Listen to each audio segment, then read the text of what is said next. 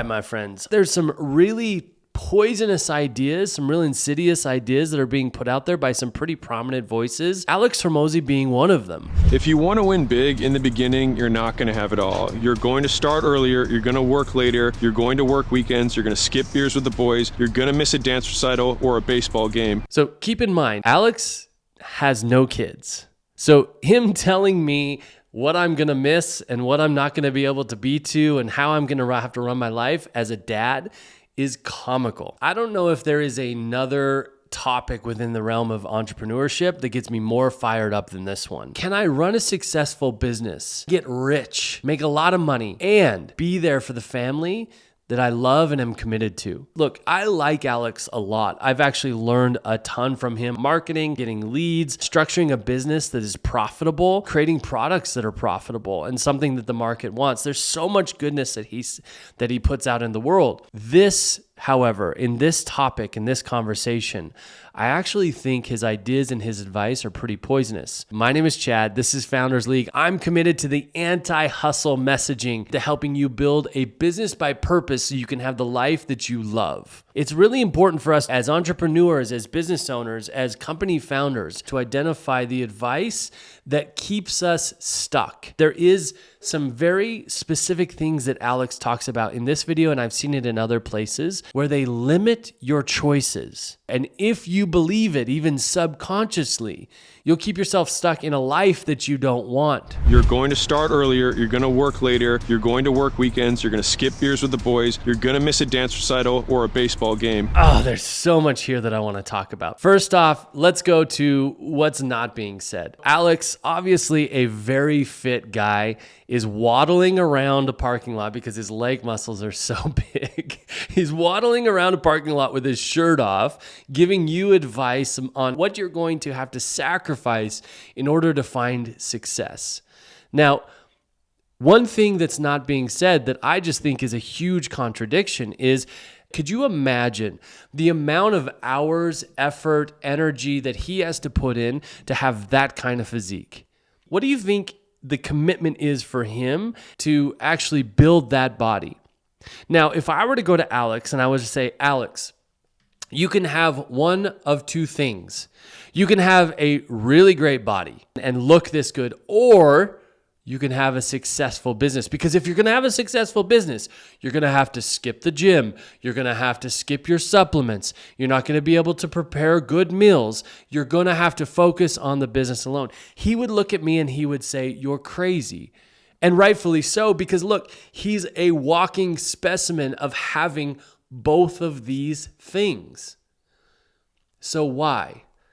Why, I ask you? Is it different with a family, with being a dad, with being a husband? Why can't I have a fit family and a fit marriage and be successful in business? This would be my question to Alex. Of course, he says everything has a price.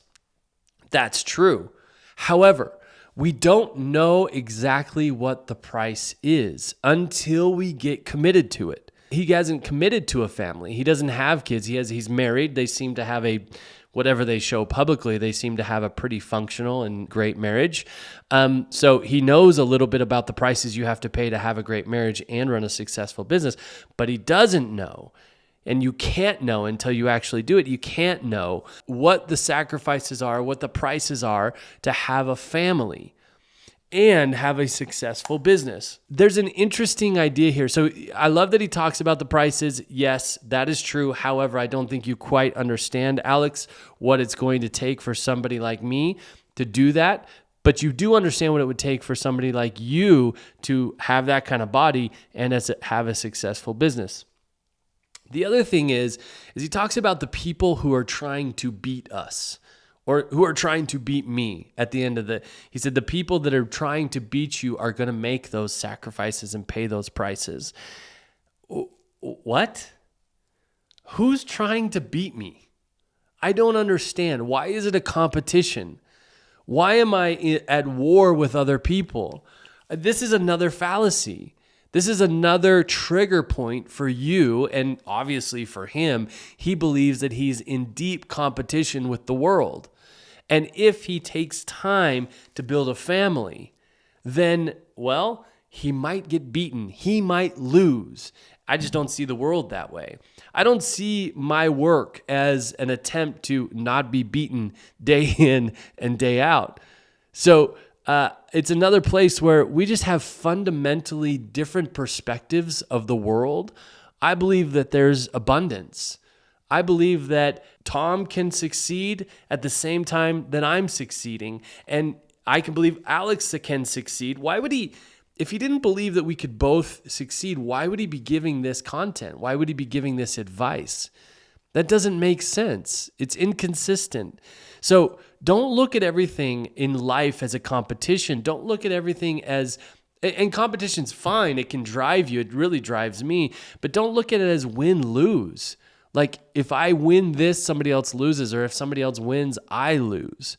Now, here's the crux of it. He's setting up what's called a false dilemma. The false dilemma is just this. The false dilemma fallacy involves presenting a limited number of options as if they were the only options available. This forces people to choose between two extremes, even though there's a spectrum of possibility in between. The fallacy is misleading and prevents honest debate. Think about that for just a second. Alex is in a position of authority. We've given him authority because he's been successful in business. So therefore, we are naturally going to gravitate and start to believe what he talks about on what is truth about how to build a successful business. This is a problem because with that authority, he set up the rules for us, but the rules are a fallacy. The rules are you can either have a successful business or you can have a family. You choose, and whichever one you choose, the other one will suffer. And it actually prevents honest debate because now, him being the authority, we can't have a conversation about how we can have both. When we talk about there is a huge spectrum of possibility in between there. Yes, focus is limited and attention is limited and energy is limited. However, I can choose somewhere within that spectrum where I want to place those things and I can leverage them, right? I can leverage other people. I can leverage my time. I can leverage money to be successful in the business while I'm at the baseball game, while I'm at the dance recital. So it's just so limiting. It's like saying that I'm the only one because I'm going to spend time, attention, and energy towards my family, then my business automatically loses. But not so. Not if I've set up my business in a way that it doesn't always need my time, energy, and focus.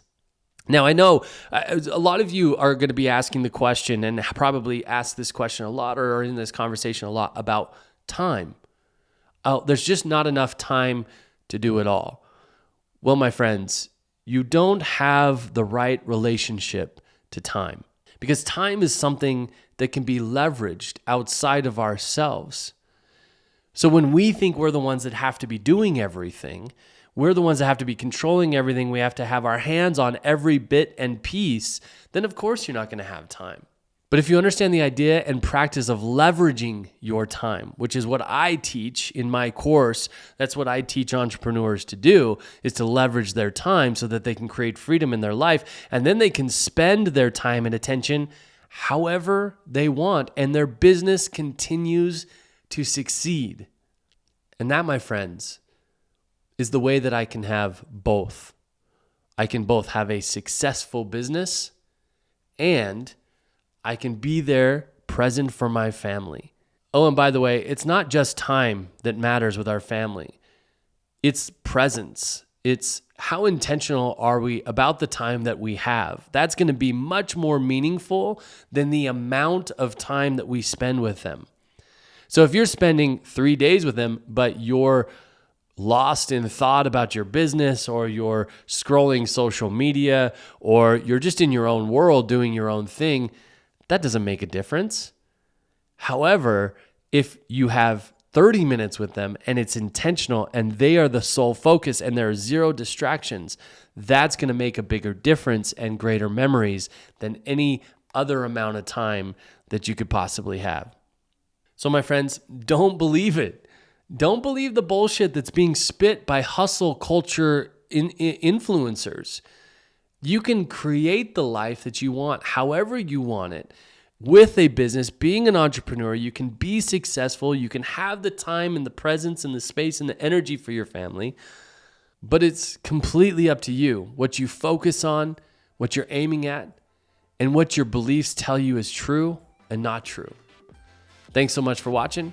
Peace. Thank you so much for joining us on Founders League. I hope this conversation's been insightful or helpful for you in some way. Please consider subscribing and liking the video, and leave us your feedback or your discoveries in the comments. Also, click the link in the description below. Take that free assessment, The 4 Pillars of Founder Freedom.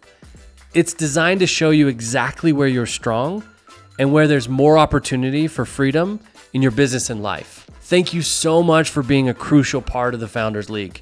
Until next time.